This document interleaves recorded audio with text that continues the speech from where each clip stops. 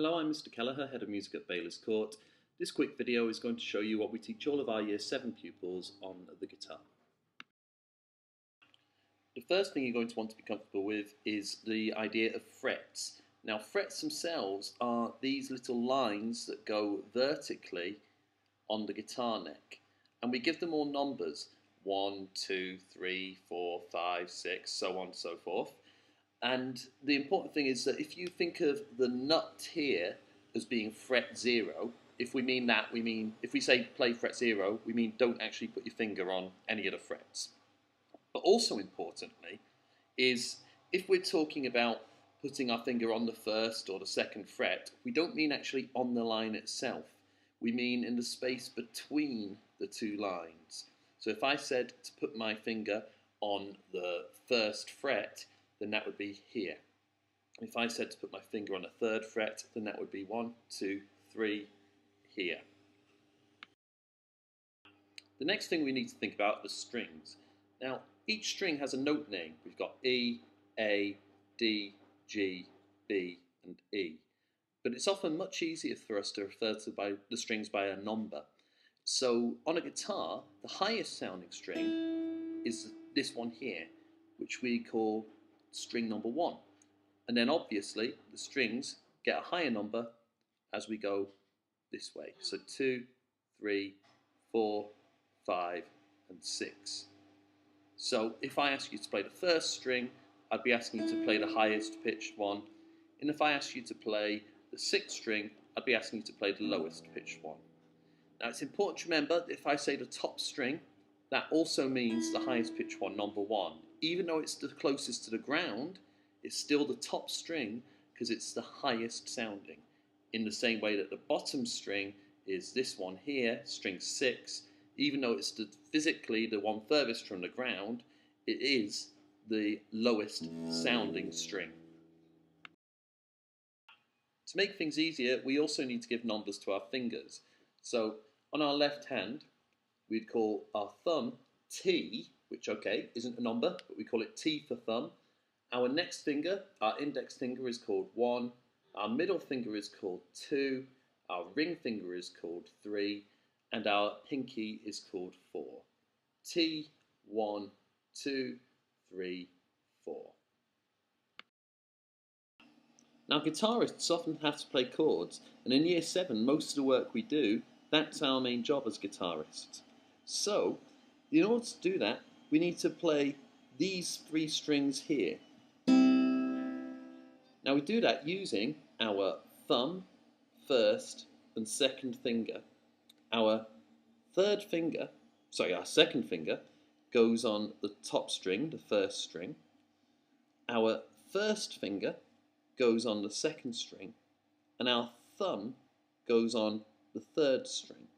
Now the first and second finger are sort of underneath the string, if you like, pushing up on it, and the thumb is on top of the string, kind of pushing down on it. And all together we just make a tiny little pinching movement like that. It's exactly the same as pinching someone, which obviously you shouldn't be doing. Just move your hand away and you get a lovely clear sound.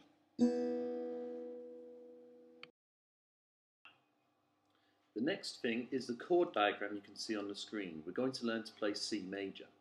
Now it's important that you think of the actual guitar neck as being the same as the diagram you've got in front of you.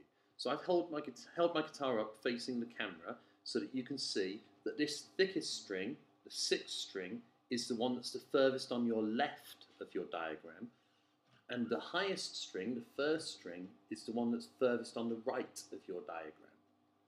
Now, if you look at the diagram, you have got an X above this string, this string, this string, and this string. Now that's the 4th, 5th, and 6th string. And that means you don't play them. And if you're picking the way you saw on the last slide, then that should be exactly what you are ready to do. The O's on this string and this string tell you that you make sure that they're being played, but you don't put your finger anywhere. And then the number 1 means take the first finger of your left hand and place it on the 2nd string on the 1st fret. The reason there's a number 1 in the circle is because you're using your 1st finger. and it should look like that. And if you're playing it properly, when you've got your guitar up this way, it should sound like that. Now the same principle applies when you're talking about G major. So for that, you take your third finger of your left hand, and it goes on the first, second, third fret on the first string. Again, there's a number 3 in your diagram because you're playing on the third with your third finger. There's an O over this and this string, meaning you play them, and again X's over these 3 strings, meaning you don't play them. So if you've got your finger like that and you're playing it properly, all you need to do is pick it how you were taught, and it'll sound like this.